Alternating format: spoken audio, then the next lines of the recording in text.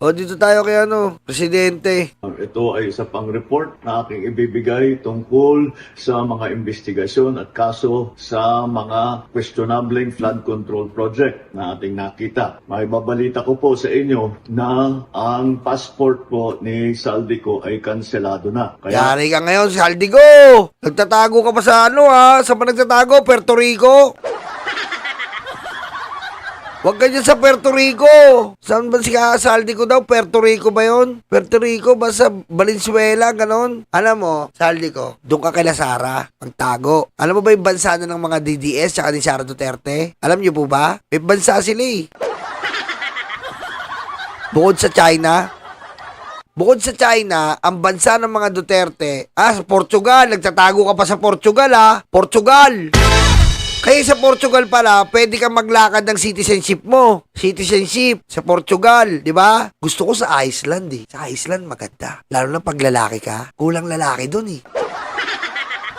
Sagot nila lahat. Sa Iceland, gusto ko dun eh sa Iceland. Mga lalaki dun. Ang daming babae dun eh. Walang lalaki, konti lang. Gusto ko dun eh. Iceland. Kaso lintik naman yung lamig, putik. Matutulog ka sa yelo. Ang Iceland yun, ang grabe pala doon. Kaya pala Iceland yun, putik, tutulugan mo, yelo. Ano yun? No? Kasi konti na yung populasyon sa Iceland, kailangan nila ng mga lalaki, puro babae doon. Putik, ang ganda ng babae doon. Miss Universe. Pwede ka doon, pwede ka doon, no? Tatlong asawa mo. Alam mo, bukod sa China, may bansa yan, Saldico, doon ka saan? Pumunta ka sa bansa nila Sara, mga DDS, sa Kota Kinabalu. Doon ka! Patayin mo si BBM? No joke.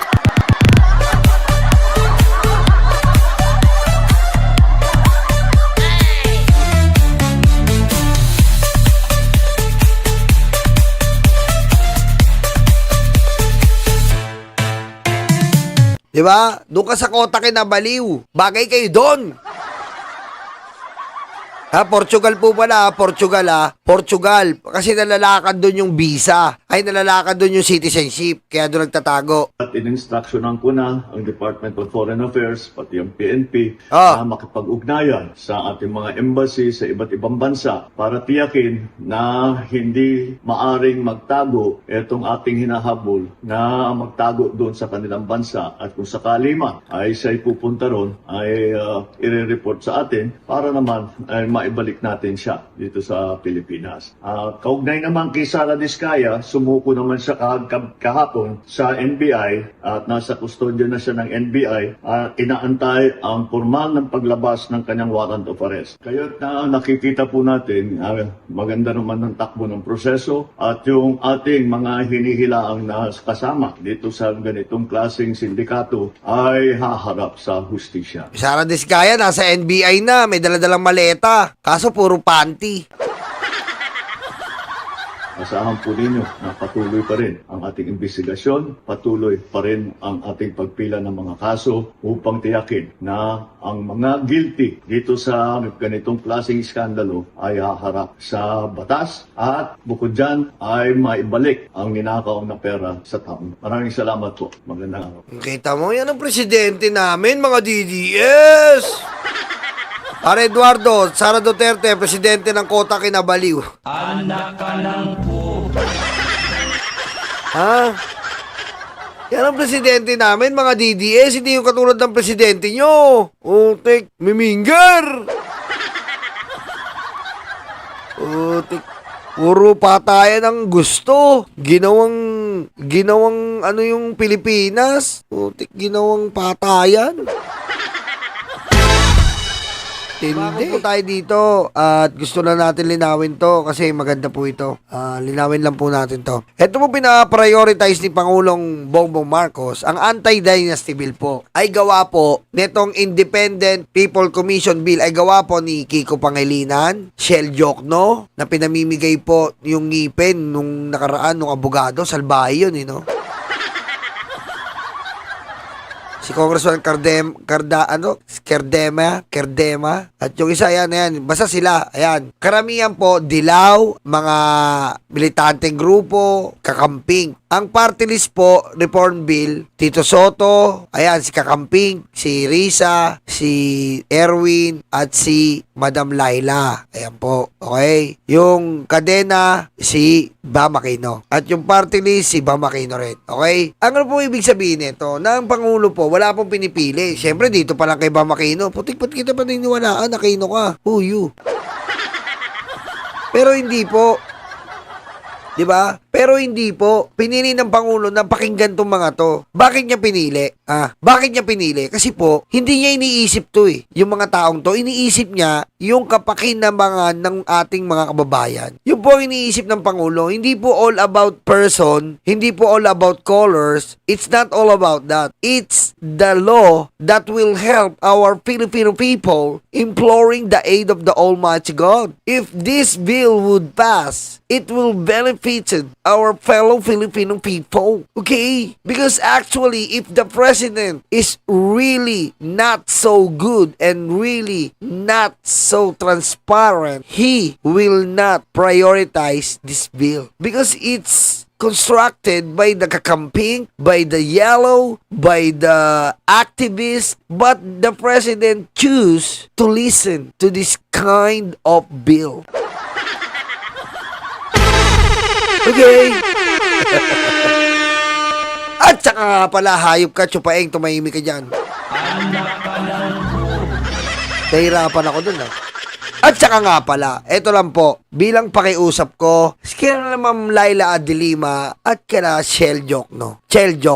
Nire-respeto po namin kayo, pero sana rin po, respetuhin niyo po ang Pangulo. Tandaan nyo, huwag niyo po sabihin na parang hindi naman seryoso dahil walang urgent. Ma'am, sir, excuse me po. Diba, sabi nyo, Marcos dictator? hindi ko sinasabing kayo nagsabi.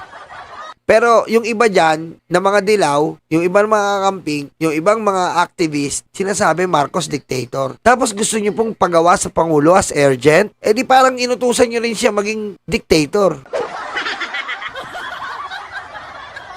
Diba? Gusto nyo gawin sa Pangulo yon na brasuin niya? Diba, Marcos, sabi nyo, dictator, gusto nyo ganun ng Pangulo? Hindi po ganun. Diba? Ito ay binigyan na kayo ng timbre ng Pangulo. Napipirmahan niya yung batas na yan. Ipasa nyo. Pipirmahan niya. May basbas na kayo eh. Tama na yung basbas. Huwag na natin sagadin na matatamaan pa ang Pangulo. Kasi pag nilagyan niya ng urgent, papapamakan niyo yung Pangulo eh. Akala ko ba, ito si Bongbong hindi diktador. Ayaw nyo ng diktador eh. Kayo nagsasabi niyan. Pero parang ngayon, gusto nyo, di ba? Ibahin ang Pangulo. Hindi ba sapat yung binigyan kayo ng basbas na ipasa nyo, pipirmahan ko? Yun ang importante. Di ba sapat yun? Kailangan pa ba i-certify as urgent? Ipapahamak nyo pa yung Pangulo? Respeto po mga kakamping, mahal na mahal ko kayo. Alam niyo yan mga kakamping, alam niyo yan. Alam nyo rin dyan sa mga ibang dilaw. Mahal ko kayo. Pero wag naman ganon. Diba? Binigay mo na yung kaliwang kamay mo. Kakainin nyo pa yung kanan. Huwag na tayong ganon. Diba? Binibigyan kayo ng Pangulo para magtrabaho naman tayo. Lahat kayo magtrabaho. Diba? Lahat kayo magtrabaho. At pag sinabi ng urgent yan, masyado ng bias yun. May lansa na. Bias na. Ngayon, ang trabahuin nyo, ilusot nyo. Hindi yung iaasa nyo sa Pangulo. Yung kapapahamak ng Pangulo yan eh. Sabihin nyo sa Pangulo, certify is urgent. Kawawa naman yung tao. Ayaw nyo ng diktador, inuutusan yung maging diktador. Diba? From the word dikta. Dinidikta nyo ang Pangulo, lagyan ng diktahan niya ng urgent. Ibinigay na po sa atin yung kanang kamay. Kinakainin yung kabila. Diba? Ayaw mo ba nun? Ayaw po ba natin nun? May Pangulo tayo sumusuporta? Pinapakinggan kayo? Ano man ang kulay nyo? Nakakarating ang mga hinaing nyo? Ha? Hindi mo masapat yun? Magtrabaho tayo, trabahuin nyo. At sa dulo, naghihintay ang Pangulo na maipasa nyo. Pero sa totoo lang, kaya niya yan eh. Kaya niya yan. Kaso nga, mahirap eh. Mahirap po. At least, nalaman nyo ang sentimiento ng mga taong bayan, naririnig ng Pangulo, pinapakinggan pakinggan. Yun eh. Oo. Huwag na nating gatungan pa na parang hindi naman seryoso yung Pangulo. Hindi sinertify as agent. Diba? So, that's all. Yun lang gusto ko iparating. Pero Ma'am Laila de Lima, mahal na mahal namin kayo. Nirespeto namin kayo dahil maganda rin naman ang ginagawa nyo. Shell joke no, nirespeto po kayo kasi talagang kumakagat. Kumakagat ang mga sinasabi nyo.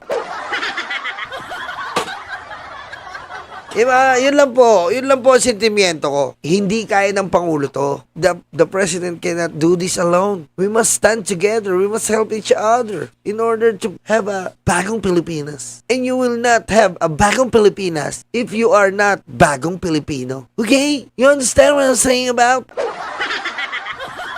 Okay? Bago natin marating ang bagong Pilipinas, kailangan magkaroon tayo ng bagong Pilipino eh. Dahil dito sa mga bagong Pilipino na to, nagsama-samang mga bagong Pilipino, sila yung may motibo, sila yung may pangarap na magkaroon ng bagong Pilipinas. Pero kung lumang Pilipino ka pa rin, hindi mo makukuha ang bagong Pilipinas. Kailangan magkaroon tayo ng bagong Pilipino. Yung bagong Pilipino na yun, ito yung mga Pilipino na naniniwala na may pagbabago. Ito yung mga Pilipino na naniniwala na may justisya. Ito yung mga Pilipino na naniniwala na tatapusin ang korupsyon. Yan ang mga bagong Pilipino para sa bagong Pilipinas. Oh, bagong Pilipinas, bagong mukha. May prinsipyo, may isa. Kaibigan nyo, kaibigan ko. Nandito ang buka. Diba? Oh, ngayon kung gusto mo ng, sabi ni Leo, bagong kabet, 250,000 yun. Kaya mo ba yun? Ha? Gusto mo kabagong kabet? 250,000 yun. Kaya mo yun? Isang gabi lang? Di mo kaya yun. Kasi wala ka ng action. Ha? Ang nakakagawa lang nun, yung may action. Kailangan may action ka. Ngayon, kung ganyan ka, hindi ka makakuha ng 250,000 na kabet. Ha? Wala ka na action. Okay?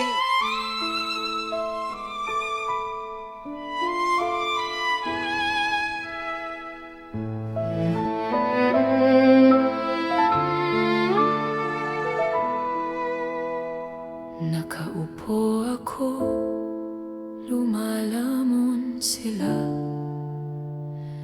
Masasaya itong aking mga kaibigan. Abot kamay nila ang bunga ng puno. Dahil balikat ko ang ginawang tuntungan. Habang namimitas lalong natatakam, sila ay para bang wala ng kabusugan. Kahit alam nilang mayroong mga langgan, at ang aking paa ang siyang inuupakan. Nais ko nang magpahinga, marami na akong nagawa at natulungan. Ako'y labis na nag-aalala, baka ang puno ay tuluyan ng maubusan ng bunga. Nakaupo ako, nagbabantay sila. Ang mga aso ko'y laging maaasahan. Hindi ko lang alam ang binabantayan. Ito bang puno o itong aking upuan? Itali ko kaya sa bahay ng langgam? Maglilingkod ba o maghahari-harian? Masasagot lamang ang malaking tanong kapag ako ay nawala na ng tuluyan. Nais ko nang magpahinga,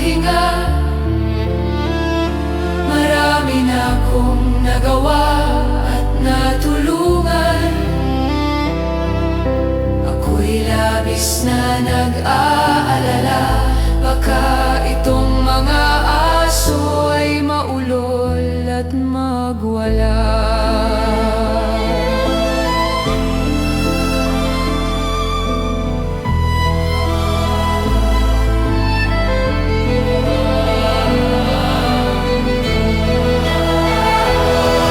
Daming naupo, walang solusyon. Daming nangako, naging ilusyon. Ikaw ang sagot-sagot, sa aming tamong-tamong. Ikaw ang boses sa aming bulong.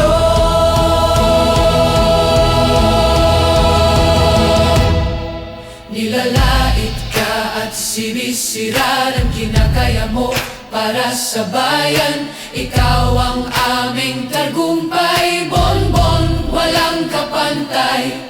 Nilalait ka at sinisira ng kinakaya mo para sa bayan. Ikaw ang aming tagumpay, bonbon, walang kapantay. Ang mga sugat, ikaw ang lumunas. Saradong isipan, ikaw ang nagbukas. Bayan, inuna mo, hindi banyaga. Gintong puso ay kahanga-hanga. Nilalait ka at sinisira ng kinakaya mo para sa bayan. Ikaw ang aming tagumpay, bonbon, walang kapantay.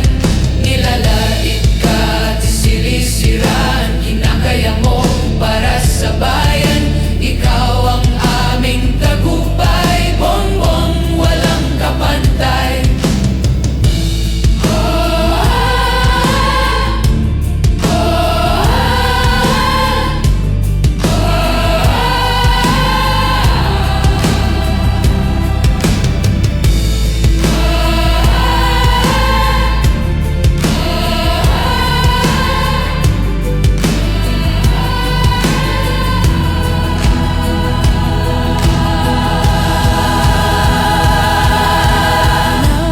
Nais ko nang magpahinga,